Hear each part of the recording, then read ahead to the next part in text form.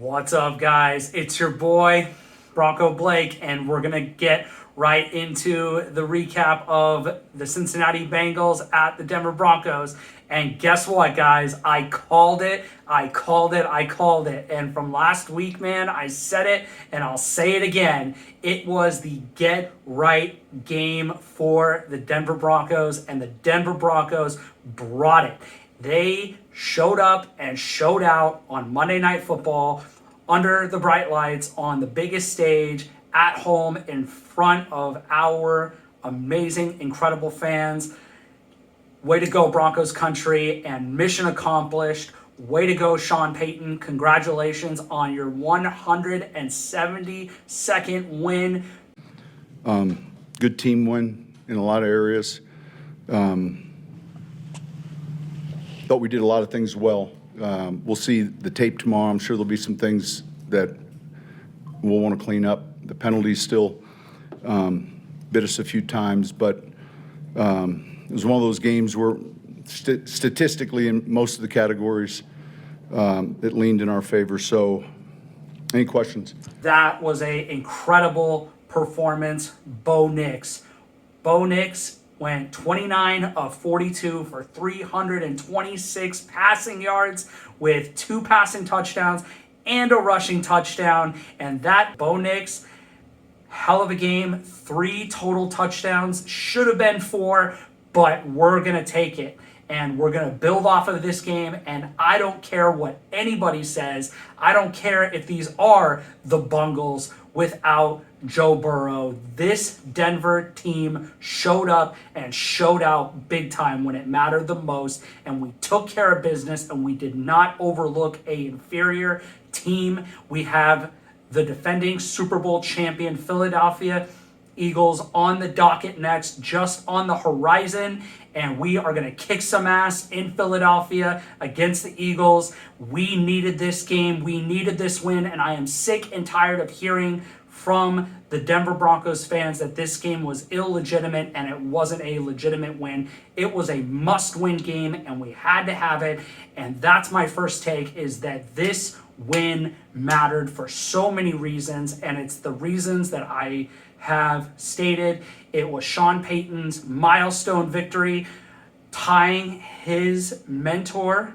Bill Parcells, Hall of Fame head coach, and Bo Nix. It was his get-right game, and this offense, overall, it was their get-right game. And let's get into it with Courtland Sutton, who had 5 catches for 81 yards, had a nice game, and then Marvin Mims surprised all of us with a heck of a performance with 6 catches for 69 yards. Should have had more because of that drop that he had that was right on his hands from Bo Nix. He's got to make sure to catch that ball next time. That was on Marvin Mims. It was right on the mitts.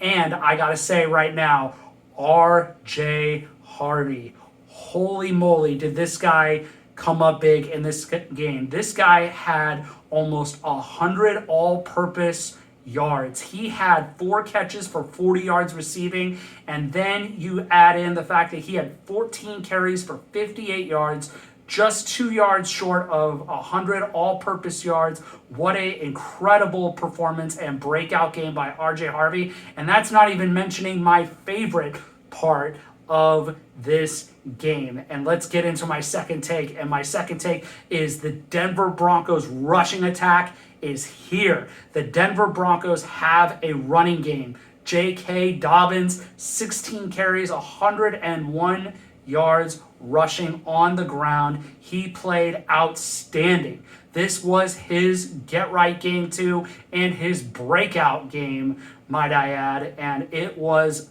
fantastic. I am thrilled that this Denver offense is finally finding balance, and that's what this team needs going forward. So don't tell me that this game wasn't important and that the Broncos didn't learn anything about themselves. You bet your ass, and you're damn right they learned something about themselves. They remembered who they are. JK, you were the first Broncos running back in 38 games to have 100 yards in a game. What's that mean, and how big was it to get that? That means a lot to me. I've been working really hard to get that, especially for Coach Payton. I know that means a lot to him as well. and the O-line was blocking incredible. You know, I can't do it without those guys. So it's a great feeling, and maybe I can go back-to-back now. A running football team. Yes, we can throw the ball. Yes, we can throw it all over the field, and we can make plays through the air. We've had the legendary quarterbacks over the years with John Elway, of course, Peyton Manning, of course, and now Bo Nix, who's going to be that next great franchise, all-time great quarterback. But this team, to its core, to its very essence and its very fiber of its being, has always been a running football team. On 500-plus yards, just how much did it matter to get into a rhythm pretty early in the game and then sort of sustain it, mostly throughout? Well, it was important. I think just running the ball efficiently really helped. We stayed out of third and long, and we were first down, second down, first down. So didn't have many. I mean, we had a few third downs, but it wasn't a third down game. We weren't just sitting in third down all day. So that helps. And then running the ball is great for the offense. This Denver Broncos team found their identity. They are a run-first, pass-second team, and they need to stick with it. It works. It is tried and true. The Denver Broncos have found their offense, and they've got to take that into Philadelphia if they're going to have any chance of beating the Eagles. They have got to keep that offense off the field. And how do you do that? You run the ball. You give Bo those deep looks downfield in the play-action passing game, the run-pass option out of shotgun, out of the pistol, and you give him those short to intermediate passes and those deep shots downfield, all brought from the success on first down in the running game and second down in the running game. That's how you get the job done. That's how you beat a Philadelphia Eagles team that is today the defending Super Bowl champions. And I'm going to get into my third take, and my third and final take is the Denver defense. Although they played a good game, it was not their best game, but they held the Bengals to just 3 points. What a terrific and a fantastic performance by this Denver Broncos defense. They got the job done, and they did it in style and in amazing fashion. It was a dominant performance, especially in that second half. That first half was a bit rocky, but that second half was absolutely lights out. Jonathan Cooper, Nick Bonito were coming off the edge looking like Von Miller and DeMarcus Ware, just like from our Super Bowl 50 championship team, and it was awesome, and it brought me so much joy and so much happiness to see this defense remembering who they are and taking advantage of an inferior opponent and putting the beat down on the Bengals. And the Bengals are in a world of hurt now until they get Joe Burrow back. So we had to have this game, and we had to win this game, because when Joe Burrow gets back, who knows if the Bengals are going to be in the playoff hunt again. And just in case you forgot, they were in the hunt just last year, and we got in even though they beat us and they had the tiebreaker over us. So don't tell me this game wasn't important. This game was very important, because if Joe Burrow comes back and he leads these Bengals on a major